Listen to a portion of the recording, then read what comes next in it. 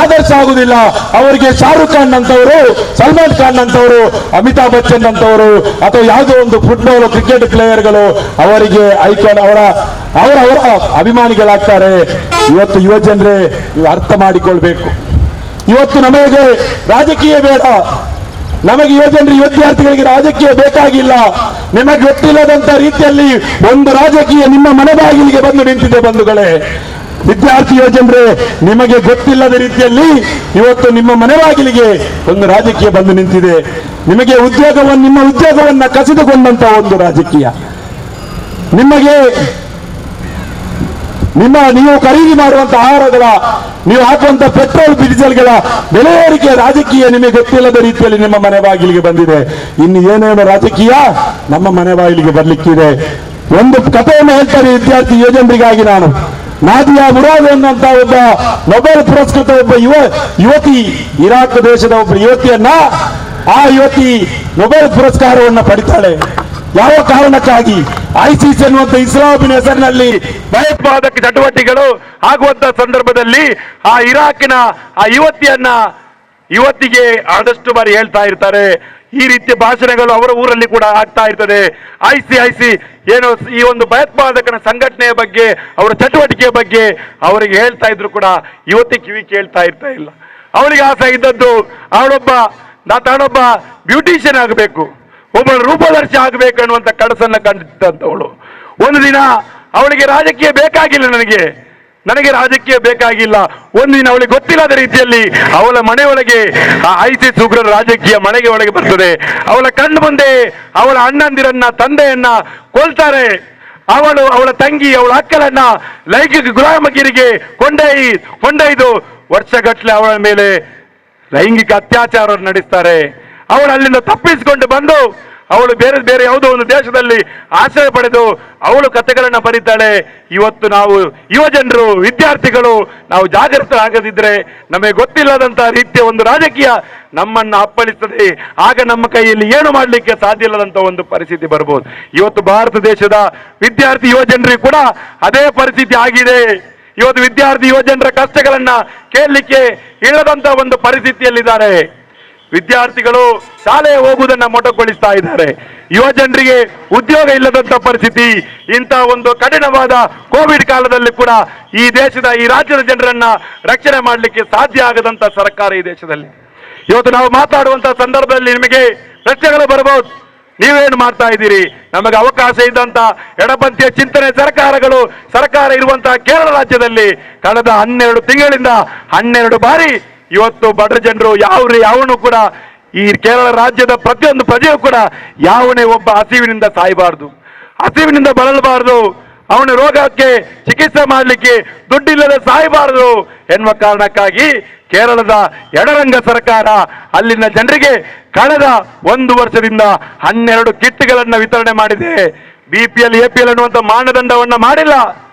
ವಲಸೆ ಕಾರ್ಮಿಕ ಅಥವಾ ಅತಿಥಿ ಎನ್ನುವಂತ ಯಾವುದೇ ರೀತಿಯ ಒಂದು ತಾರತಮ್ಯ ಮಾಡದೆ ಅಲ್ಲಿ ಬದುಕ್ತಾ ಇರುವಂತ, ವಾಸ ಮಾಡ್ತಾ ಇರುವಂತ ಪ್ರತಿಯೊಂದು ಕುಟುಂಬಕ್ಕೆ 4,000 ರೂಪಾಯಿ ವೆಚ್ಚದಲ್ಲಿ ಕಳೆದ 1 ವರ್ಷದಿಂದ ನಿರಂತರವಾಗಿ ಕಿಟ್ಗಳನ್ನ ವಿತರಣೆ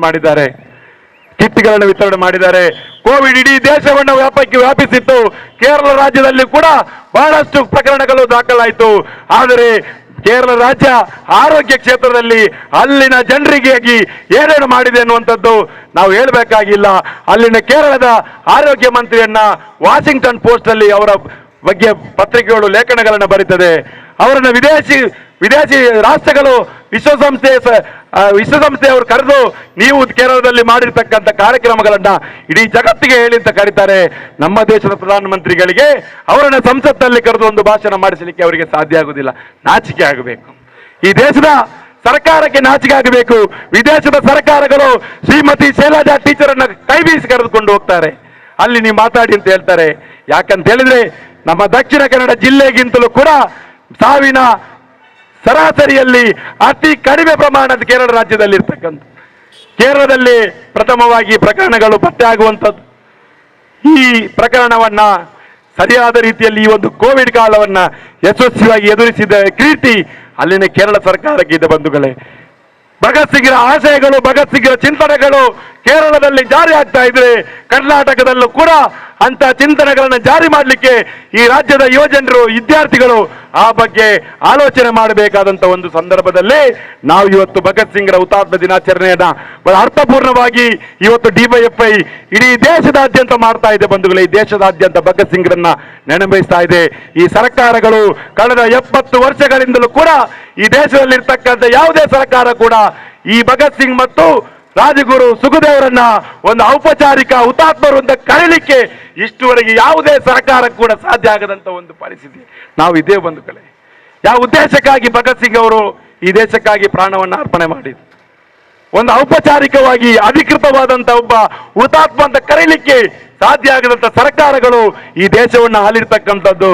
ಇನ್ನು ಯುವಜನರ ಚಿಂತನೆಗಳಿಗೆ ಅವಕಾಶಗಳು ಸಿಗ್ತದಾ ಎನ್ನುವಂತ ಪ್ರಶ್ನೆ ಖಂಡಿತವಾಗಿ ನಾವು ಆಲೋಚನೆ ಮಾಡಬೇಕು.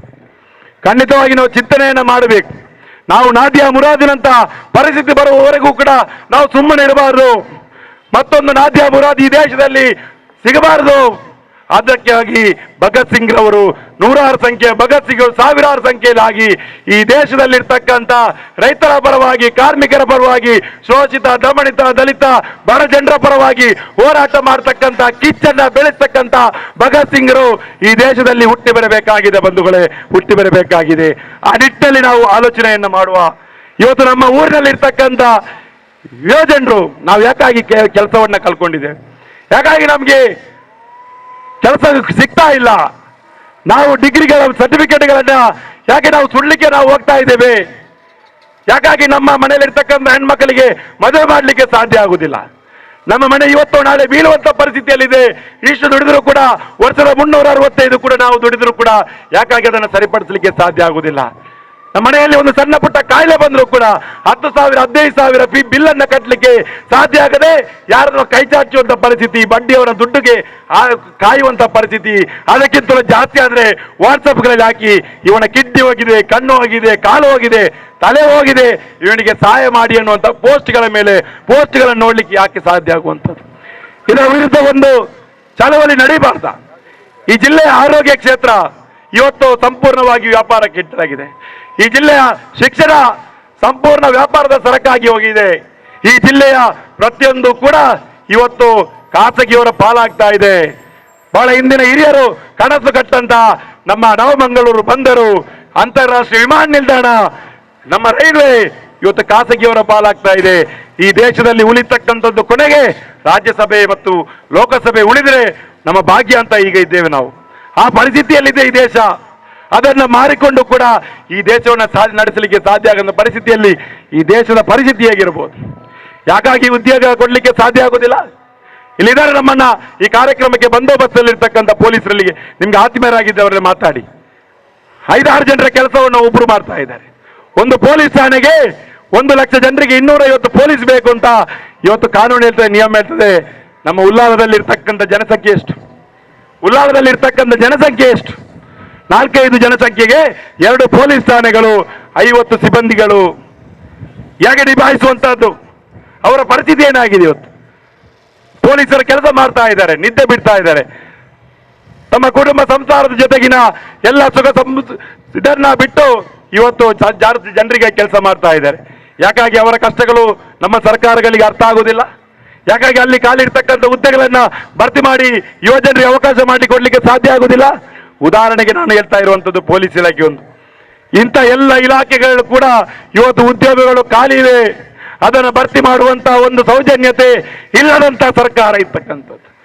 ಇವತ್ತು ಈ ಜಿಲ್ಲೆಯಲ್ಲಿ ಸಂಸದರಿದ್ದಾರೆ, ಶಾಸಕರಿದ್ದಾರೆ, ಅವರಲ್ಲಿ ಅವರ ಕಾರ್ಯಕರ್ತರಿಗೆ ಬೇಕಾದವರು ಈ ಕೆಲಸವನ್ನು ನೋಡ್ಕೊಂಡು ಹೋದ್ರೆ ಕೆಲಸ ಕೊಡಿಸ್ತಾ ಇದ್ದಾರೆ ಅವರು. ಆದರೆ ಅವರಿಗೆ ಕೊಡಿಸ್ತಾ ಇರುವಂತ ಕೆಲಸ ಯಾವುದೋ ಒಂದು ಕಾಂಟ್ರಾಕ್ಟ್ನ ಗುತ್ತಿಗೆದಾರನ ಅಡಿಯಲ್ಲಿ ಕೆಲಸ ಮಾಡುವಂತ ಒಂದು ಸಂದರ್ಭ. ಅದರಲ್ಲೂ ಖುಷಿ ಪಡ್ತಾ ಇದ್ದಾರೆ ಅವರು, ಅದರಲ್ಲೂ ಖುಷಿ ಪಡ್ತಾ ಇದ್ದಾರೆ. ಈ ವ್ಯವಸ್ಥೆಯನ್ನ ಪ್ರಶ್ನೆ ಮಾಡ್ಲಿಕ್ಕೆ ಅವರು ಹೋಗುದಿಲ್ಲ. ಯಾಕಾಗಿ ನಾನು ದುಡಿಯುವಂಥದ್ದು ಬೆಳಿಗ್ಗೆ 10 ಗಂಟೆಗೆ ಬಂದು ಸಾಯಂಕಾಲ 7 ಗಂಟೆ ದುಡಿದ್ರು ನನಗೆ ಸಿಗ್ತಾ ಇರುವಂಥದ್ದು 12,000. ಬೆಳಿಗ್ಗೆ 12 ಗಂಟೆಗೆ ಬಂದಂತ ಅಧಿಕಾರಿ 3 ಗಂಟೆಗೆ ಮನೆಗೆ ಎದ್ದು ಹೋಗ್ತಾನೆ, ಲಕ್ಷಾಂತರ ರೂಪಾಯಿ ದುಡಿತಾನೆ, ಅವನಿಗೆ ಪೆನ್ಷನ್ ಬೇರೆ ಕೊಡ್ತಾ ಇದೆ, ಅವನಿಗೆ ಬೇರೆ ರೋಗಗಳು ಬಂದ್ರೆ ಅವನಿಗೆ ಅದಕ್ಕೆ ಖರ್ಚು ಮಾಡ್ತಾರೆ. ಈ ರೀತಿಯ ತಾರತಮ್ಯವನ್ನ ಯಾಕೆ ಪ್ರಶ್ನೆ ಮಾಡ್ಲಿಕ್ಕೆ ಯುವಜನರಿಗೆ ಸಾಧ್ಯ ಆಗುದಿಲ್ಲ? ಸಾಧ್ಯ ಆಗದಂತ ಪರಿಸ್ಥಿತಿ ಈ ದೇಶದಲ್ಲಿ ಹುಟ್ಟಾಕಿದ್ದಾರೆ ಬಂಧುಗಳೇ. ಇವತ್ತು ಧರ್ಮದ ಹೆಸರಿನಲ್ಲಿ, ದೇವರ ಹೆಸರಿನಲ್ಲಿ, ಮಂದಿರ ಮಸೀದಿ ಹೆಸರಿನಲ್ಲಿ ಯುವ ಜನರ ತಲೆಯನ್ನ ಇವತ್ತು ಅವರ ಭಾವನೆಗಳನ್ನ ಇವತ್ತು ಒಡೆದು ಹಾಕಲಾಗಿದೆ. ಅವರ ಭಾವನೆಗಳು ಧರ್ಮ ದೇವರಿಗೆ ಸೀಮಿತ ಮಾಡಿಕೊಟ್ಟಿದ್ದಾರೆ. ಅವರ ಉದ್ಯೋಗ, ಅವರ ಶಿಕ್ಷಣ, ಅವರ ಬದುಕಿನ ಬಗ್ಗೆ ಯಾವುದೇ ರೀತಿ ಚರ್ಚೆಗಳು ಈ ಸಮಾಜದಲ್ಲಿ ಆಗ್ತಾ ಇಲ್ಲ. ಅಂತ ಒಂದು ಚಿಂತನೆಗಳು ಈ ಸಮಾಜದಲ್ಲಿ ಬಂದಾಗ ಯುವ ಜನತೆ, ವಿದ್ಯಾರ್ಥಿಗಳು ಎಚ್ಚೆತ್ತುಕೊಳ್ತಾರೆ. ಈ ಒಂದು ವ್ಯವಸ್ಥೆಯ ವಿರುದ್ಧ ಅವರು ಖಂಡಿತವಾಗಿಯೂ ಧ್ವನಿಯನ್ನ ಎತ್ತುತ್ತಾರೆ. ಅಂತ ಒಂದು ಸಂದರ್ಭಕ್ಕಾಗಿ ಭಗತ್ ಸಿಂಗ್ ಮತ್ತು ರಾಜಗುರು ಸುಖದೇವ್ ಅವರ ಆದರ್ಶಗಳು ಅದಾಗಿತ್ತು ಬಂಧುಗಳೇ. ಅವರ ಆದರ್ಶಗಳು ಅದಾಗಿತ್ತು. 23ನೇ ವರ್ಷದಲ್ಲಿ ಭಗತ್ ಸಿಂಗ್ ಸಾಯ್ತಾನೆ.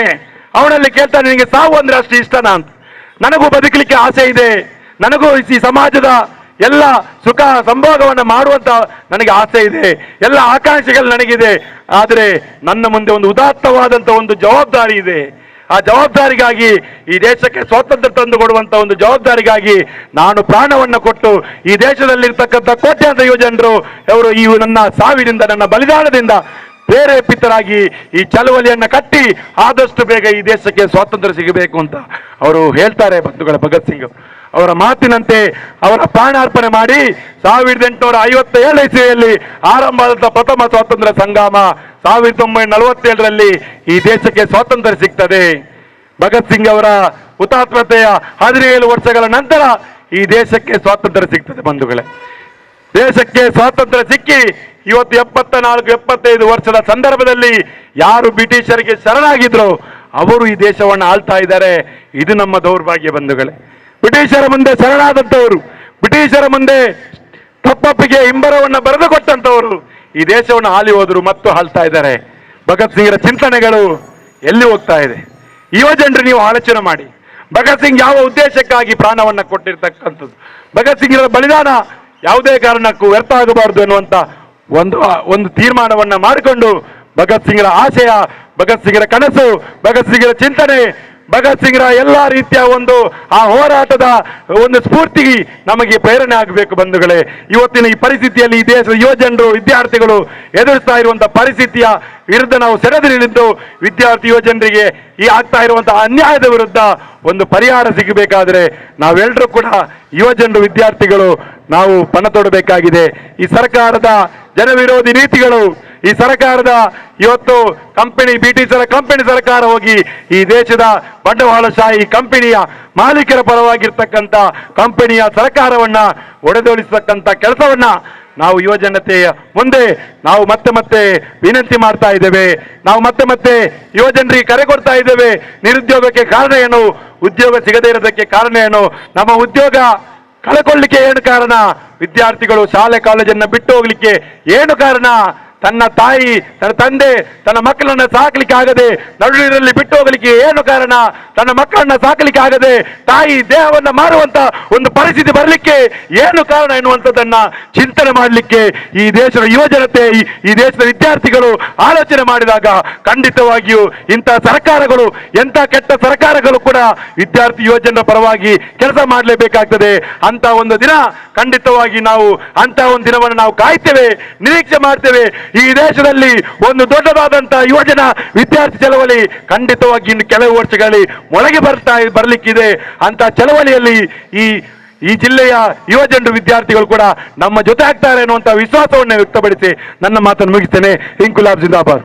ಗಲ್ಲು ಕೊರ್ತರಂಚಿನ ಈ ಒಂಜಿ ಹುತಾತ್ಮ ದಿನಾಚರಣೆ ಭಗತ್ ಸಿಂಗ್, ಗುರುದೇವ್, ರಾಜ್ಗುರು ಅಂಚನೆ ಸುಖದೇವ್ ಈ 3 ಜನನು ಗಲ್ಲು ಕೊರ್ತನ ದಿನಾಚರಣೆ ಇನ್ನು DYFI ಕರೆನ 40 ವರ್ಷದ ಇಂಚಿಲ ಅಕಲ್ನ ಈ ಹುತಾತ್ಮ ದಿನಾಚರಣೆ ಆಚರಣೆ ಮಲ್ತೊಂದು ಇನ್ನು ಭಗವತ್ ಸಿಂಗ್, ರಾಜ್ಗುರು, ಸುಖದೇವ್ನ ಅಕಲ್ನ ಆದರ್ಶ ಹೆಂಚಿನುಂಡ, ಚಿಂತನೆ ಹೆಂಚಿನುಂಡ, ಆಶಯ ಹೆಂಚಿನುಂಡ ಐ ನಿರಂತರವಾದ ನಮ್ಮ ದೇಶದ ಯುವ ಜನಕ್ಕಲೇನಾಗ ಆ ಇನ್ನು ಮುಟ್ಟವನ ಕೆಲಸನು ಮಲ್ತೊಂದುಂಡು ಬಂದುಲೆ ದಾಯೆ ಮಲ್ತೊಂದುಂಡು ಪಂಪ ರೀತಿನ ಇತ್ತೆ ಪಾತೆರಂಚಿನ DYFIದ ಅಧ್ಯಕ್ಷರು ಪಂಡೇರ್ ಜಿಲ್ಲಾಧ್ಯಕ್ಷರು. ನಮ್ಮ ದೇಶಗೂ ವಿದೇಶಿಯರು ವ್ಯಾಪಾರ ಮಲ್ಪೆರ ಎಂದು ಒಂಜಿ ಕಂಪನಿ ಬರ್ತದೆ. ನಮ್ಮ ದೇಶದ ಪೂರಾ ಬೇತೆ ರೀತಿ ಬಿತ್ತು ಅಕಲು ದಾಳಿ ಮಲ್ತದೆ. ನಮ್ಮ ದೇಶದ ಮಾತಾ ಸಂಪತ್ತನ್ನ ಲೂಟ್ ಮಲ್ತದೆ. ಅಕ್ಕಲ ದೇಶ ಕೊಂಡು ಹೋದು ನಮ್ಮ ದೇಶದ ಅಕ್ಲೇನು ಒಂಜಿ ಗುಲಾಮರೆಡು ಮಲ್ತದು ಸರಿಯಾದ ರೀತಿಯ ಉದ್ಯೋಗ ಆಹಾರ ಅಥವಾ ವಿದ್ಯಾಭ್ಯಾಸ ಒವ್ವೇ ಇಜ್ಜಾನ ಪೊರ್ತುಡು ಅಕ್ಲೇನು ಗುಲಾಮಗಿರಿಟ ಮಲ್ತದು ಪುಣ ಪೊರ್ತುಡು ನಮ್ಮ ದೇಶದ ನಮ್ಮ ಹಿರಿಯ ಹಾಕಲು ಇಡೀ ಹುತಾತ್ಮರಾಯನಂಚಿನ ಹಲವಾರು ಸಾವಿರ ಕಟ್ಟೆ ಹಿರಿಯ ಹಾಕಲು ಈ ಒಂಜಿ ಬ್ರಿಟಿಷರ್ನ ವಿರುದ್ಧ ಹೋರಾಟವು ಜೊತೆದು ಸ್ವಾತಂತ್ರ್ಯ ಸಂಗ್ರಾಮ ಮಲ್ತದು ಐತ ಮುಖಾಂತರ ಬ್ರಿಟಿಷರ್ನ ವಿರುದ್ಧ ಹೋರಾಟ ಮಲ್ತದು ನಿಕುಲು ಎಂಕುಲ ದೇಶದ್ದು ಪೋಡು ಎಂಕುಲ ದೇಶನು ಎಂಕುಲೇ ಆಡಳಿತ ಮಲ್ಪೊಂದು ಉಪ್ಪ ಪಣದು ಹೋರಾಟ ಮಲ್ತಂತ್ರ ಪೊರ್ತುಡು 1919 ಇಸವಿಡು ಈ ಒಂಜಿ ಪಂಜಾಬದ ಜಲಿಯನ್ ವಾಲ್ ಬಾಗ್ ಪಂಪನ ಜಾಗೆಡು ನಮ್ಮ ಊರ್ ದೇಶದ ಕುಲು ಒಂಜಿ ಹಬ್ಬ ಆಚರಣೆ ಮಲ್ತಂತ್ರ ಪೊರ್ತುಡು ಬ್ರಿಟಿಷರ್ ದಾದನ ಒಂಜಿ ವಿಚಾರಡು ಮಕ್ಕಳೇನು ಆ ರೀತಿಯಲ್ಲ ನಾಶ ಮಲ್ಪಡು ಪಂಪನ ದುರುದ್ದೇಶಡು ಆ ಒಂಜಿ ಉಲಾಯಿಗೆ ಪೊಗ್ಗೋದು ನಿರಂತರವಾದ ಗುಂಡುಡು ದಾಳಿ ಮಲ್ತದು ಸಾವಿರ ಕಟ್ಲೆ ಜನನು ಕೆರ್ದು ಅವೇ ಸಾವಿರ ಕಟ್ಲೆ ಜನ ನೆಟ್ಟು ಪೆಟ್ಟಾದು ಇತ್ತಿನಂಚಿನ ಈ ಒಂಜಿ ಅನ್ಯಾಯದ ವಿರುದ್ಧ ವಿದ್ಯಾರ್ಥಿ ಆದ ಪುಡನೆ ಭಗವತ್ ಸಿಂಗ್ ಆ ಜಾಗೆಗೆ ಹೋದು ಅಲ್ತ ಮಣ್ಣು ಕೊಡೋದು ಪ್ರತಿಜ್ಞೆ ಮಲ್ತದು ಇನಿ ನಮ್ಮ ದೇಶದ ಮಾತಾ ಯುವಜನಕುಲೆಗಳ ಕ್ರಾಂತಿಕಾರಿ ಪಣಪಣ ಒಂಜಿ ಸ್ಫೂರ್ತಿನು ಪುಟ್ಟದು ಅಕ್ಕಳ ಉರಿದುಂಬಿಸದು ಬ್ರಿಟಿಷರಿನ ವಾಕ್ ಕಾರಣ ಈ ದೇಶಡು ಪೆರ ಬುಡ್ಡವಲ್ಲಿ ಈ ದೇಶದ ಬೆರಿಪತ್ತೋಡು ನಮ್ಮ ದೇಶದ ಕುಲು ಸ್ವಾತಂತ್ರ್ಯರಾದ ನಮ್ಮ ದೇಶದ ಸರ್ವತೋಮುಖ ಅಭಿವೃದ್ಧಿ ನಮ್ಮ ಸಮಾನ್ಯರಾದ ನಮ್ಮ ಪರವಾಯಿನ ಒಂಜಿ ಆಡಳಿತ ಬರ್ಪಳಕ ಮಲ್ಪಡು ಪಂಪರೀತಿದು ನಿರಂತರ ಹೋರಾಟ ಮಲ್ತದು ಎತ್ತೋ ಯುವಕರಣ ಸಂಘಟನೆ ಮಲ್ತದು ಹೋರಾಟ ಮಲ್ತದು ಪುಣಂಚಿನ ಪೊರ್ತುಡು ನಮ್ಮ ಬ್ರಿಟಿಷ್ ಸರ್ಕಾರದ ಅಸೆಂಬ್ಲಿ ಈ ದೇಶದ ರೈತರನ್ನ ಕಾರ್ಮಿಕರನ್ನ ಬಲವಾಯಿನ ವಿರೋಧವಾಯಿನ ಒಂಚಿನ ಒಂಜಿ ಮಸೂದೆನೆ ಅಕಲು ಕೊಂದರ್ಪುಡಂಚಿನ ಆ ಒಂಜಿ ಸಭೆಟ್ಟು ಎಂಕುಲು ನೆಕ್ ಪ್ರತಿಭಟಿಸುವ ಎಂಕುಲ ನೆಕ್ ಪ್ರತಿಭಟನೆ ಉಂಡು ಎಂಕುಲು ನೇನು ಒಪ್ಪಿಜಾ ಪಂಪ ರೀತಿ ಪ್ರತಿಭಟನೆ ವ್ಯಕ್ತಪಡಿಸಿದ ಕಾರಣ ಒಂಜಿ ಕಾರಣಗೂ ಅಕ್ಲೇನು ಜೈಲು ಪಾರ್ದು ಅಕ್ಲೇನು 1931 ಇಸವಿ ಮಾರ್ಚ್ 23 ತಾರೀಕದಲ್ಲಿ ಮೂಜಿ ಜನಗಳ ಜೈಲು ಪಾಡುವರು ಇನ್ನು ಜೈಲು ಈ ಭಗವತ್ ಸಿಂಗ್ ಈ ಒಂಜಿ ಜೈಲ್ ಇತ್ರ ಅವಧಿಡು ಅಕ್ಕಡ ವಾವಾ ರೀತಿಡು ಈ ಒಂಜಿ ಹೋರಾಟವ್ರದ್ದು ವಿಮುಕ್ತಿ ಆಯ್ರೆ ಹೋರಾಟವ್ರದ್ದು ಪಿರಪೋಯ್ರೆ ವಾ ರೀತಿಯ ಒತ್ತಡ ಪಂಡಲ ಎಣ್ಣ ದೇಶದ ಜನಕುಲ ಸ್ವಾತಂತ್ರ್ಯ ಮುಖ್ಯ ಎಣ್ಣ ಜೀವದ ಮುಖ್ಯ ಅತ್ತು ಪಂಪ ರೀತಿಡು ಪಂಡಿನ ನಿತ್ಯ ನಮ್ಮ ಅಧ್ಯಕ್ಷರ ಪಾತ್ರನ ಪಂಡೇರು ಬಂದು ನಮ್ಮ ಭಗವತ್ ಸಿಂಗ್ನ ಹಾಕಲ್ದ ಎಂಚಿನ ಒಂಜಿ ಆಲೋಚನೆ ಇತ್ತು ಪಂಡ ನಮ್ಮ ದೇಶದ ಇತ್ತಿನಂಚಿನ ಪರಾಕಿಯರು ಹೋದು ನಮ್ಮ ದೇಶಡು ನಮ್ಮ ಪರವಾಯಿನ ಒಂಜಿ ಆಡಳಿತ ಬರಡು ಈ ದೇಶದ ಮಾತೆರೆಗಳ ಸಮಾನವಾಯಿನ ಬದುಕುನ ಹಕ್ಕು ತಿಕ್ಕೊಡು ಪ್ರತಿ ಒರಿಯಗಳ ಉದ್ಯೋಗ ತಿಕ್ಕೊಡು ಪ್ರತಿ ಒರಿಯಗಳ ವಿದ್ಯಾಭ್ಯಾಸ ತಿಕ್ಕೊಡು ಪ್ರತಿ ಒರಿಯಗಳ ಆಹಾರ ತಿಕ್ಕೊಡು ಪ್ರತಿ ಒರಿಯಗಳ ಕುಳ್ಳೆರ ಇಲ್ಲು ತಿಕ್ಕೊಡು ಮಾತೆರೆಗಳ ಸಮಾನವಾಯಿನ ಒಂಜಿ ಅಧಿಕಾರ ಈ ದೇಶಡು ಬರಡು ಪಂಪರೀತಿರು ಹುತಾತ್ಮೆರಾಯರೇ ಅಂಚನೆ ಆರೇರ್ದ ದುಂಬು ಪಿರವರ್ದು ಸಾವಿರ ಕಟ್ಲೆ ಜನಕುಲು ಹುತಾತ್ಮೆರಾಯರು ಅಕ್ಕಲ ಮಾತಾ ಈ ಒಂಜಿ ಭಗವತ್ ಸಿಂಗ್ ನಮ್ಮ ದೇಶದ ಯುವಕರಿಗೆ ಈ ಒಂಜಿ ಉರಿದುಂಬಿಸಿದ ಕ್ರಾಂತಿಕಾರ್ಯ ಪಂಪಳ ರೀತಿ ನಕಲು ಉರಿದುಂಬಿಸಿದ ಅಂಚಿನ ಒಂಜಿ ಪ್ರಯತ್ನ ಮಲ್ತಿನ ಫಲವಾದ ಇನ್ನು ನಂಗೆ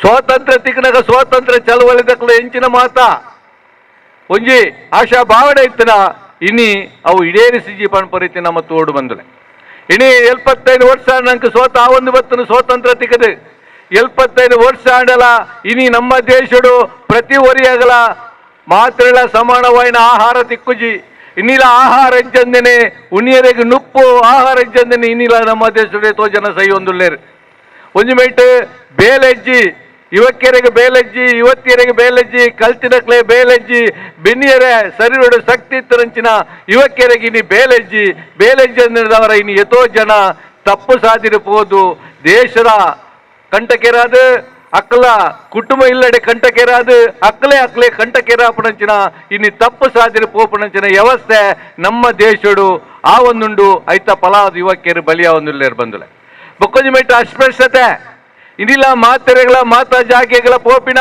ಮಾತಾ ಜಾಗೆಗಳ ಕುಳ್ಳುಣ ಮಾತಾ ಜಾಗೆ ವಸ್ತುಲ ಮುಟ್ಟುಳ ಅಂಚಿನ ಇನ್ನಿಲ ಆ ಅಸ್ಪೃಶ್ಯತೆ ಇಜ್ಜಿ ಇನ್ನಿಲ ನಮ್ಮ ದೇಶಡು ಜಾತಿ ಅಸ್ಪೃಶ್ಯದ ಪರವಾದ ಏತೋ ಪಣ್ಣು ಜೋಕುಲು ಬಲಿಯ ಒಂದುಲ್ಲೇರು ಏತೋ ಯುವಕಿಯರು ಬಲಿಯ ಒಂದುಲ್ಲೇರು ಇಡೀ ಕುಟುಂಬನೇ ಈ ಅಸ್ಪೃಶ್ಯದ ಬಲಿಯ ಒಂದುಂಡು ಬೊಕ್ಕೊಂಜಿ ಇನಿ ಬೇಲೆಜ್ಜನಂಚಿನ ರೀತಿ ಆಹಾರಂಜನ ರೀತಿ ಇನ್ನು ಮಾತ್ರೆಗಳ ಉದ್ಯೋಗ ಆಹಾರ ವಿದ್ಯಾಭ್ಯಾಸ ಕುಳ್ಳೆರೆಗೊಂಜಿ ಇಲ್ಲು ಮಾತ್ರೆಗಳ ಆಹಾರದ ವ್ಯವಸ್ಥೆ ಅದು ಮುಲ್ಪ ಅಸ್ಪೃಶ್ಯತೆ ಪೋವಡು ಜಾತಿವಾದ ಉಂತೊಡು ಕೋಮುವಾದ ತಡೆಗಟ್ಟೋಡು ಪಣಪರಿತ ಉದ್ದೇಶದ ಇದು ಇನಿ ಈ ದೇಶಡು ಸ್ವಾತಂತ್ರ್ಯ ತಿಕ್ಕೊಂಡು 75 ವರ್ಷ ಆಡಲ ಇನಿ ಅವು ಕಮ್ಮಿ ಆತುಜಿ ಹೆಚ್ಚೆಚ್ಚನೆ ಅವನುಂಡು ಇನಿ ನಮ್ಮ ತೂವನ್ನುಲ್ಲ ಏತು ಜನ ವಾ ರೀತಿನ ಮಾತ ಅಮಾಯಕರು ಬಲಿಯ ಒಂದುಲ್ಲ ಪಣಪರಿತ ಆಣಿ ಒಂಜಿ ಕಂಪನಿ ಬರ್ತದೆ ಬೇರೊಗ ನಮ್ಮ ದೇಶಕ್ಕೆ ಬರ್ತದೆ ಇಡೀ ನಮ್ಮ ದೇಶನೇ ಇನಿ ಅಕ್ಕಲ್ಲ ಹಿಡಿತೊಡು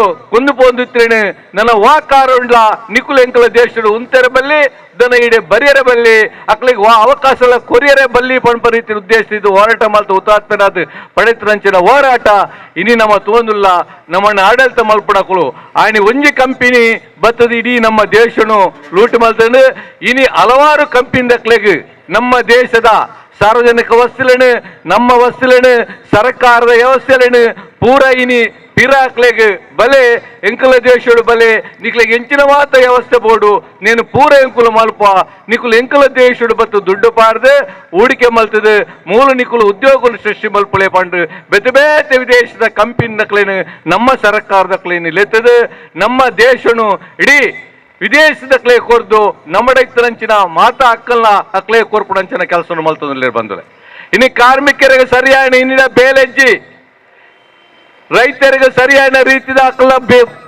ಉತ್ಪತ್ತಿ ಮಲ್ತನ ಬೆಲೆಕ್ ಬೆಲೆ ಇಜ್ಜಿ ಇನಿ ಬೆತ್ತ ಬೇತ್ರಿ ಸರಿಯಾದ ಮಾತ್ರೆಲ್ಲ ಕುಳ್ಳರೆ ಇಲ್ಲಿಜ್ಜಿ ಸರಿಯಾದ ರೀತಿದ ಆಹಾರ ಅಜ್ಜಿ ಇನಿ ಸರ್ಕಾರ ಈ ಜನ ವಿರೋಧಿ ರೈತ ವಿರೋಧಿ ಕಾರ್ಮಿಕ ವಿರೋಧಿ ಸ್ವಾತಂತ್ರ್ಯ ವಿರೋಧಿ ವ್ಯವಸ್ಥೆನು ಈ ಸರ್ಕಾರ ಮಲ್ತೊಂದು ಪುಣ ಪೊರ್ತುಡು ಇನಿ ಯುವ ಜನಕ್ಕಲೇನು ಸರಿಯಾದ ರೀತಿಯ ಮಾರ್ಗದರ್ಶನ ಕೊರ್ದು ಇನಿ ನಮ್ಮ ದೇಶದ ಸಾಮರಸ್ಯಗಾದ ಕೋವಾದ ವಿರುದ್ಧವಾದ ಅಸ್ಪೃಶ್ಯದ ವಿರುದ್ಧವಾದ ಜವಣರನ ಉದ್ಯೋಗಗಾದ ಜವಣರಿಗೆ ಸರಿಯಾದ ತಿಳುವಳಿಕೆಯನ್ನು ಕೊರ್ದು ದೇಶನು ನಮ್ಮ ದೇಶದ ಯುವಕರು ಈ ದೇಶನು ದುಂಬದ ದಿನಕುಲೈಡು ಅಭಿವೃದ್ಧಿ ಕೊಂದೋಪಣ ತಿಳುವಳಿಕೆ ಮಾರ್ಗದರ್ಶನ ಅಗತ್ಯ ಉಂಡು ದೇಕ್ ಇನಿ ಭಗವತ್ ಸಿಂಗ್ ಸುಖದೇವ್ ರಾಜಗುರುನಕಲ್ಲ ಆ ಒಂದು ಆದರ್ಶ ಹೆಂಚಿನೊಂಡ ಚಿಂತನೆ ಹೆಂಚಿನೊಂಡ ನೇನು ಯುವಕರೇ ಕೊರ್ಪಣಂಚಿನ ಜವಾಬ್ದಾರಿನ ನಮ್ಮ DYFI ನಿರಂತರ 40 ವರ್ಷದ ಮಲ್ತೊಂದುಂಡು ದುಂಬುಗಲ ಈ ಒಂಜಿ ಯುವಕರ ಸಂಘಟನೆ ಬಂತದ್ದು ಅಕ್ಲಿಗೆ ಸರಿಯಾದ ರೀತಿ ಮಾಹಿತಿ ತಿಳುವಳಿಕೆಯನ್ನು ಕೊರ್ದು ದೇಶದ ಅಭಿವೃದ್ಧಿ ಬಗ್ಗೆ ಚಿಂತನೆಯನ್ನು ಕೊರ್ಪಣಂಚಿನ ತಿಳುವಳಿಕೆಯನ್ನು ಕೊರ್ಪಣಂಚಿನ ಕೆಲಸನು ದುಮ್ಮುಗ್ಲ DYFI ಮಲ್ಪೊಡು ದೇಕ ಸಂಪೂರ್ಣವಾದ ನಮ್ಮ ದೇಶದ ಮಾತಾ ವಿಭಾಗದ ಜನಕ್ಕುಲ್ಲ ಯುವಕರ್ಲ ದೇಕ ಸ್ಪಂದಿಸಿದ ಬಲಿಷ್ಠವಾದ ದೇಶ ಅಭಿವೃದ್ಧಿ ಮಲ್ಪಡಂಚಿ ಯುವಕರ ಮುಖಾಂತರ ಒಂಜಿ ಸಂಘಟನೆ ಆದ ಅಭಿವೃದ್ಧಿ ಕಾರಣಕರ್ತರ ಅವಡು ಪಣಪರಿತ ಪಂಡೊಂದು ಈ ಒಂಜಿ ಸಭೆಟ್ ಭಾಗವಹಿಸಿದ ಪಾತ್ರ ಅವಕಾಶ ಮಲ್ತು ಕೊರ್ನೆಕ್ DYFI ದಕ್ಲೆಗ ಬಕ ಮೂಲತ್ರ ಮಾತ್ರೆಗಳ ವಂದನೆ ಸಲ್ಲಿಸದು ಎನ್ನ ಪಾತ್ರ ಉಂಟು. ಧನ್ಯವಾದ ಕೃಷ್ಣಂ ಸಾಲಿಯನ್ ಮೇರೆಗೆ ಈ ಒಂಜಿ ಸಭೆಟ್ ಮಹಿಳಾ ಮುಖಂಡರನಂಚಿನ ಪದ್ಮಾವತಿ ಶೆಟ್ಟಿ ಉಳ್ಳೇರು ಅಂಚೆನೆ ಕಟ್ಟಡ ಕಾರ್ಮಿಕರನ ಅಧ್ಯಕ್ಷರನ್ನ ಜನಾರ್ದನ್ ಕುತ್ತಾರ್ ಉಳ್ಳೇರು DYFI ದ ನಾಯಕರಂಚಿನ ಜೀವನ್ ರಾಜ್ ನಿತಿನ್ ಕುತ್ತಾರ್ ರಜಾಕ್ ಮಂಟಪದವು ರಫೀಕ್ ಅರೆಕಲ ಅಶ್ರಫ್ ಅರೆಕಲ ಮೆಕೈಲ ಮಾತೆರಗಳ ಸ್ವಾಗತ ಮಾಡ್ಕೊಂಡೊಟ್ಟಿಗೆನೆ ಅದೇ ರೀತಿ DYFI ದ ಮಾಜಿ ಮುಖಂಡರಂಚಿನ ಅರುಣ್ ಕುಮಾರ್ ಉಳ್ಳೇರು ಅಶೋಕ್ ಚೆಂಬುಗುಡ್ಡ ಉಳ್ಳೇರು ಅಕ್ಲೆಲ್ಲ ಸ್ವಾಗತ ಮಾಡ್ಕೊಂಡೊಟ್ಟಿಗೆನೆ ಇತ್ತೆ ಅಂತಿಮವಾದ ಅಧ್ಯಕ್ಷದಾನ ವಹಿಸಿನಂಚಿನ ಅಶ್ರಫ್ ಮೇರೆ ಪಾತ್ರೆಡು ಬಂದು ವಿನಂತಿ ಮಹತ್ವ ನಮಗೆ ಗೊತ್ತಿರಲಿಲ್ಲ ಗೊತ್ತಾಗೋದು ಕಷ್ಟ ಇದೆ. ಈ ರೀತಿ ಹೋದ್ರೆ ಸ್ವಾತಂತ್ರ್ಯವನ್ನು ಅನುಭವಿಸುವಾಗ ಸ್ವಾತಂತ್ರ್ಯದ ಮಹತ್ವ ಗೊತ್ತಾಗೋದಿಲ್ಲ. ಭಗತ್ ಸಿಂಗ್ ಸ್ವಾತಂತ್ರ್ಯಕ್ಕಾಗಿ ತನ್ನ ಯೌವನವನ್ನ ಮುಡಿಪಾಗಿಟ್ರು. ಭಗತ್ ಸಿಂಗ್ ಜೈಲಿನಲ್ಲಿದ್ದಾಗ ಆಗೇನು ಸ್ವಾತಂತ್ರ್ಯ ಬರುವಂತಹ ಸಮಯ ಗಾಂಧೀಜಿ ಸ್ವಾತಂತ್ರ್ಯಕ್ಕಾಗಿ ಈ ಬ್ರಿಟಿಷರ ಜೊತೆ ಮಾತುಕತೆಯನ್ನು ನಡೆಸ್ತಾ ಇದ್ದಾರೆ, ಹೋರಾಟವನ್ನ ಮಾಡ್ತಾ ಇದ್ದಾರೆ. ಭಗತ್ ಸಿಂಗರ ಬಳಿಗೆ ಒಂದು ನಿಯೋಗ ಹೋಗ್ತದೆ. ಭಗತ್ ಸಿಂಗರ ಬಳಿಗೆ ನಿಯೋಗ ಹೋಗಿ ಹೇಳ್ತದೆ, ಭಗತ್ ಸಿಂಗ್ ಗಾಂಧೀಜಿ ಈ ದೇಶಕ್ಕೆ ಸ್ವಾತಂತ್ರ್ಯವನ್ನ ತಂದುಕೊಡ್ತಾರೆ, ಇನ್ನು ಕೆಲವೇ ದಿನದಲ್ಲಿ ಬ್ರಿಟಿಷರು ಭಾರತಕ್ಕೆ ಸ್ವಾತಂತ್ರ್ಯವನ್ನ ಘೋಷಣೆ ಮಾಡಲಿದ್ದಾರೆ, ಮುಂದೆ ಬರುವ ಸಚಿವ ಸಂಪುಟದಲ್ಲಿ ನೀನೊಂದು ಮಂತ್ರಿ ಆಗಬಹುದು, ನೀನು ಈ ದೇಶದ ಒಂದು ಉನ್ನತ ಹುದ್ದೆಯಲ್ಲಿ ಕೂರಬಹುದು, ಪ್ರಬಲ ರಾಜಕಾರಣಿಯಾಗಿ ಈ ದೇಶವನ್ನು ಆಳಬಹುದು ಅಂತ ಭಗತ್ ಸಿಂಗ್ ಹೇಳ್ತಾರೆ, ನಾನು ಕಾಣುವ ಸ್ವಾತಂತ್ರ್ಯ ಅಧಿಕಾರ ಹಸ್ತಾಂತರ ಅಲ್ಲ, ಬ್ರಿಟಿಷರು ಹೋಗಿ ಈ ದೇಶದ ಶ್ರೀಮಂತರು ನಡೆಸುವ ಅಧಿಕಾರ, ಈ ಸ್ವಾತಂತ್ರ್ಯ ನಾನು ಬಯಸುತ್ತಿಲ್ಲ. ಇಲ್ಲಿನ ಏನು ಊಳಿಗಮಾನ್ಯ ಪದ್ಧತಿ ಇದೆ, ಇಲ್ಲಿನ ಗುಲಾಮಗಿರಿ ಇದೆ, ಇಲ್ಲಿನ ಏನು ಅಸ್ಪೃಶ್ಯತೆ ಇದೆ, ಇಲ್ಲಿನ ಏನು ಶೋಷಕ ವ್ಯವಸ್ಥೆ ಇದೆ, ಇದು ನಾಶವಾಗಬೇಕು. ಇಲ್ಲಿನ ಸಮಾಜದಲ್ಲಿ ಸಮಾಜವಾದದ ಸಮಾಜ ಮೂಡಿ ಬರಬೇಕು. ಅಂತಹ ಸ್ವಾತಂತ್ರ್ಯವನ್ನು ನಾನು ಬಯಸುತ್ತಿದ್ದೇನೆ. ಇಂತಹ ಗುಲಾಮಗಿರಿಯ ಸ್ವಾತಂತ್ರ್ಯವನ್ನು ನಾನು ಬಯಸುತ್ತಿಲ್ಲ, ಅಧಿಕಾರ ಹಸ್ತಾಂತರದ ಸ್ವಾತಂತ್ರ್ಯವನ್ನು ಬಯಸುತ್ತಿಲ್ಲ ಅಂತಾರೆ. ಕೊನೆಗೆ ಆ ಪ್ರಸ್ತಾಪವನ್ನು ತಿರಸ್ಕರಿಸ್ತಾರೆ. ಬ್ರಿಟಿಷರಿಗೆ ಕ್ಷಮಾಪಣೆ ಕೊಡುವ ಪ್ರಸ್ತಾಪವನ್ನು ತಿರಸ್ಕರಿಸಿ ನೇಣುಗಂಬಕ್ಕೆ ಕೊರಳೊಡ್ಡಂತಹ ಭಗತ್ ಸಿಂಗರ ಹುತಾತ್ಮ ದಿನಾಚರಣೆ ಇವತ್ತು. ಅವರ ಸಂಗಾತಿಗಳಾದ ರಾಜ್ಗುರು ಸುಖದೇವರವರ ಹುತಾತ್ಮ ದಿನಾಚರಣೆ ಇವತ್ತು. ಈ ದಿನವನ್ನು ನಾವು ನೆನಪಿಸಬೇಕಾಗಿದೆ. ಕೇವಲ ಸ್ವಾತಂತ್ರ್ಯದ ಸಂಭ್ರಮದಲ್ಲಿ ಈಗಿನ ರಾಜಕಾರಣಿಗಳಿಗೆ ಜೈ ಕೂಗೋದು ದೇಶ ಪ್ರೇಮ ಅಲ್ಲ, ಈಗಿನ ಪಕ್ಷಗಳಿಗೆ ಜೈ ಕೂಗೋದು ದೇಶ ಪ್ರೇಮವಲ್ಲ. ಈ ದೇಶಕ್ಕಾಗಿ ಬಲಿದಾನಗಳು ನಡೆದಂತವರ ನೆನಪಿಸಬೇಕು. ಭಗತ್ ಸಿಂಗ್ ಮಾತ್ರ ಅಲ್ಲ, ನಮ್ಮ ಜಿಲ್ಲೆಯಲ್ಲೂ ಬಲಿದಾನಗಳು ನಡೆದಿದೆ. ಸ್ವಾತಂತ್ರ್ಯ ಸಿಗುವುದಕ್ಕಿಂತ 90 ವರ್ಷ ಮುಂಚೆ ಅಮರ ಸುಳ್ಯ ದಂಗೆ ಅನ್ನೋದು ನಡೆದಿದೆ. ಅಲ್ಲಿನ ಬ್ರಿಟಿಷರು ರೈತರ ಮೇಲೆ ದಬ್ಬಾಳಿಕೆ ಮಾಡಿ ರೈತರು ಏನು ಟ್ಯಾಕ್ಸ್ ಆಗಿ ದವಸ ಧಾನ್ಯಗಳನ್ನು ಕೊಡ್ತಾ ಇದ್ರು, ಅದು ಸಾಧ್ಯವಿಲ್ಲ, ಇನ್ನು ಹಣ ಕೊಡಬೇಕು ಅಂದಾಗ ಕಲ್ಯಾಣಪ್ಪನ ನೇತೃತ್ವದಲ್ಲಿ ಅಮರ ಸುಳ್ಯ ದಂಗೆ ನಡೆಯಿತು. ಬ್ರಿಟಿಷರನ್ನ ಓಡಿಸಿಕೊಂಡು ಬಂದ್ರು. ಕೊನೆಗೆ ಓಡಿಕೊಂಡು ಬಂದಂತ ಬ್ರಿಟಿಷರು ಬಾವುಟ ಗುಡ್ಡೆಯಲ್ಲಿ ಸೋತು ಶರಣಾಗಿ ಕಲ್ಲಿಕೋಟೆಗೆ ಹಡಗಿನ ಮೂಲಕ ಪಲಾಯನ ಮಾಡಿದ್ರು. ಕಲ್ಯಾಣಪ್ಪ ಮತ್ತು ಸಂಗಡಿಗರು ಇದೇ ಮಂಗಳೂರಿನ ಬಾವುಟ ಗುಡ್ಡೆಯಲ್ಲಿ ಹೋಗಿ ಆವತ್ತು ಸ್ವಾತಂತ್ರ್ಯ ಧ್ವಜವನ್ನು ಹಾರಿಸ್ತಾರೆ. ಸ್ವಾತಂತ್ರ್ಯಕ್ಕೂ 90 ವರ್ಷದ ಮುಂಚೆ ಈ ದಕ್ಷಿಣ ಕನ್ನಡ ಜಿಲ್ಲೆಯ ರೈತರು ಆವತ್ತು ಸ್ವಾತಂತ್ರ್ಯ ಚಳವಳಿಗೆ ಧುಮುಕಿದ್ರು. ಅದಕ್ಕಾಗಿ ಇವತ್ತು ಬಾವುಟ ಗುಡ್ಡೆ ಅಂತ ಕರೆಯೋದು. ಆವತ್ತು ಸ್ವಾತಂತ್ರ್ಯಕ್ಕೂ 90 ವರ್ಷದ ಮುಂಚೆ ಇಲ್ಲಿ ಸ್ವತಂತ್ರ ಭಾರತದ ಧ್ವಜವನ್ನು ಹಾರಿಸಲಾಗಿತ್ತು. ಇವತ್ತು ನೆನಪಿದೆಯಾ? ಆ ಕಲ್ಯಾಣಪ್ಪನಿಗೆ ಯಾರಾದ್ರೂ ಗೌರವ ಸಲ್ಲಿಸುವಂತವರಿದ್ದಾರಾ? ಆ ಕಲ್ಯಾಣಪ್ಪನ ಹೆಸರಿನಲ್ಲಿ ನಮ್ಮ ಜಿಲ್ಲೆಯಲ್ಲಿ ಏನಾದ್ರೂ ಒಂದು ಸ್ಮಾರಕಗಳಿದೆಯಾ? ಇಲ್ಲ. ಕೊನೆಗೆ 1 ವಾರದ ನಂತರ ಬಂದಂತ ಕೊಚ್ಚಿನು ಕಲ್ಲಿಕೋಟೆಯಿಂದ ಬ್ರಿಟಿಷರ ಸೈನ್ಯ ಅವರನ್ನು ಮತ್ತೆ ಓಡಿಸಿ ಈ ದೇಶವನ್ನ ಮತ್ತೆ ಈ ದಕ್ಷಿಣ ಕನ್ನಡ ಜಿಲ್ಲೆಯನ್ನ ಮತ್ತೆ ಗುಲಾಮಗಿರಿಗೆ ತರ್ತಾರೆ. ಹಾಗೆ ಸೆರೆಸಿಕ್ಕ ಕಲ್ಯಾಣಪ್ಪವನ್ನ ಮತ್ತು ಆತನ ಸಂಗಡಿಗರನ್ನ ಇದೇ ಬಿಕರ್ನ ಕಟ್ಟೆಯಲ್ಲಿ ನೇಣಿಗೇರಿಸಲಾಗುತ್ತೆ. ಸುಮಾರು 1 ವಾರಗಳ ಕಾಲ ಅವರ ಮೃತದೇಹಗಳನ್ನ ಬಿಕರ್ನ ಕಟ್ಟೆಯಲ್ಲಿ ನೇತು ಹಾಕ್ತಾರೆ. ಅದಕ್ಕೆ ಆ ಕಟ್ಟೆಯ ಬಿಕರನ ಕಟ್ಟೆ ಅಂತ ಹೆಸರು ಬಂದದ್ದು. ಅದೇ ಕ್ರಮೇಣ ಬಿಕರ್ನ ಕಟ್ಟೆ ಆಗಿದ್ದು. ಇದು ನಮ್ಮ ಜಿಲ್ಲೆಯ ಸ್ವಾತಂತ್ರ್ಯ ಚಳವಳಿಯ ಇತಿಹಾಸ. ಇವತ್ತು ಕೋಮುವಾದಿಗಳು ಈ ಜಿಲ್ಲೆಯನ್ನ ಧರ್ಮದ ಹೆಸರಿನಲ್ಲಿ ವಿಭಜನೆ ಮಾಡ್ತಾರಲ್ಲ, ಅದೆಲ್ಲ ಇತಿಹಾಸ. ಈ ಜಿಲ್ಲೆಗೆ ಇತಿಹಾಸ ಇದೆ. ಅವಿಭಜಿತ ದಕ್ಷಿಣ ಕನ್ನಡ ಜಿಲ್ಲೆ ಕಾಸರಗೋಡಿನ ಕೈಯೂರು ಪ್ರದೇಶದಲ್ಲಿ ಸ್ವಾತಂತ್ರ್ಯ ಚಳವಳಿ ಇನ್ನು ಮಾರ್ಚ್ 29ಕ್ಕೆ ಬರ್ತದೆ, ಹುತಾತ್ಮ ದಿನ ಅವರದು. ಕೈಯೂರಿನ 4 ಯುವಜನರು ಅಬುಬಕರ್, ಅಬ್ಬು, ಚಿರಕುಂಡ, ಕುಂಜಂಬು 4 ಜನ ಯುವಜನರು ಸ್ವಾತಂತ್ರ್ಯ ಚಳವಳಿಗೆ ಧುಮುಕ್ತಾರೆ. ಸ್ವಾತಂತ್ರ್ಯ ಸಿಗುವುದಕ್ಕೂ 4 ವರ್ಷ ಮುಂಚೆ ಅವರನ್ನ ಗಲ್ಲಿಗೇರಿಸಲಾಗುತ್ತೆ. ಸ್ವಾತಂತ್ರ್ಯ ಚಳವಳಿಗೆ ಧುಮುಕಿದವರನ್ನ ಆವತ್ತು ಬಂಧಿಸಿದಂತ ಬ್ರಿಟಿಷರು ಇದೇ ಕಾಸರಗೋಡಿಂದ ಇದೇ ಮಂಗಳೂರಿನ ಜೈಲಿಗೆ ಇಲ್ಲೇ ಸರಳುಗಳನ್ನ ಹಾಕಿ ಅವರನ್ನ ನಡೆಸ್ಕೊಂಡು ಹೋಗ್ತಾರೆ.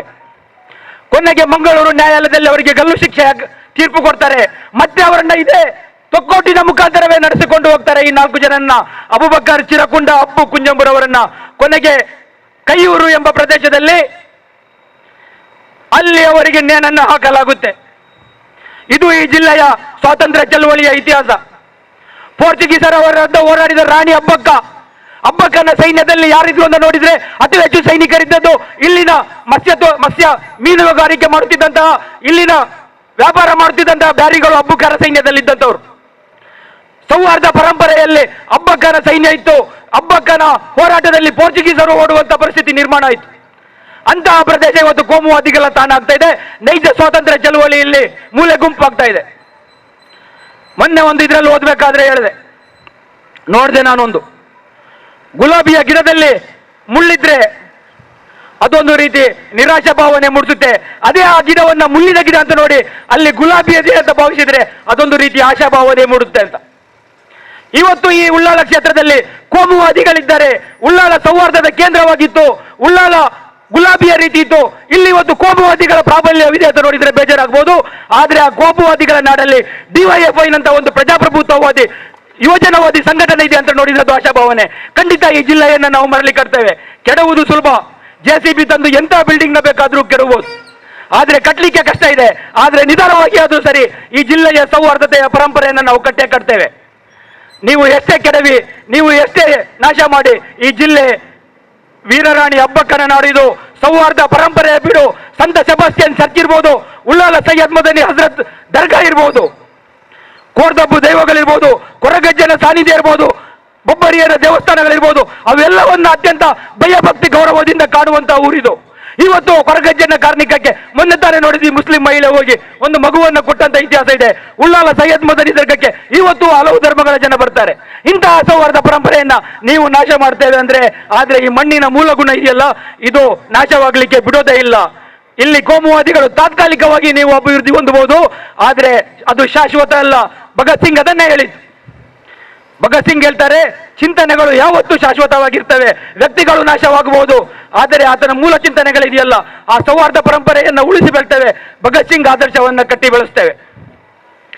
ಬಂಧುಗಳೇ, ಒಂದು ಮುಂದಿನ ದಿನಗಳಲ್ಲಿ ಅತ್ಯಂತ ಅಪಾಯಕಾರಿ ದಿನಗಳು ಈ ದೇಶಕ್ಕೆ ಬಂದು ಹೋಗುತ್ತೆ. ಇವತ್ತು ಭಗತ್ ಸಿಂಗ್ನ ನಾಡು ಪಂಜಾಬ್ನಿಂದ ರೈತರು ಬಂದು ದೆಹಲಿಯಲ್ಲಿ ಕೂತಿದ್ದಾರೆ. ರೈತ ಚಳುವಳಿ ಸಕ್ರಿಯವಾಗಿದೆ. ನಾವಂತೂ ರೈತ ಚಳುವಳಿಗೆ ನಮಗೂ ಸಂಬಂಧ ಇಲ್ಲ ಅನ್ನೋ ರೀತಿಯಲ್ಲಿ ಕೂತಿದ್ದೇವೆ. ಆದ್ರೆ ಅದಲ್ಲ, ಚಳುವಳಿಯನ್ನ ಜೀವಂತವಾಗಿ ಇಡಲೇಬೇಕು. ಕುವೆಂಪು ಹೇಳ್ತಾರೆ, ಯಾವತ್ತು ಸಮಸ್ಯೆಗಳು ಪರಿಹಾರ ಆಗುದಿಲ್ವೋ ಅಲ್ಲಿ ತನಕ ಚಳವಳಿಗಳು ಜೀವಂತವಾಗಿರಬೇಕು ಅಂತ. ಚಳುವಳಿಯ ಮೂಲಕವೇ ಸಮಾಜ ಏನಾದ್ರೂ ಪಡೆದಿದ್ರೆ ಅದು ಚಳುವಳಿಯ ಮೂಲಕ.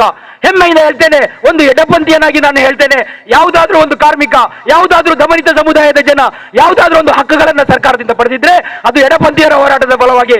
ಅದು ಪಿಂಚಣಿದಾರ ಇರ್ಬೋದು, ಕಟ್ಟಡ ಕಾರ್ಮಿಕರು ಇರ್ಬೋದು, ಬಿಡಿಯಾದಾರ ಇನ್ನೊಬ್ರು ಇರ್ಬೋದು, ಮತ್ತೊಬ್ರು ಇರ್ಬೋದು.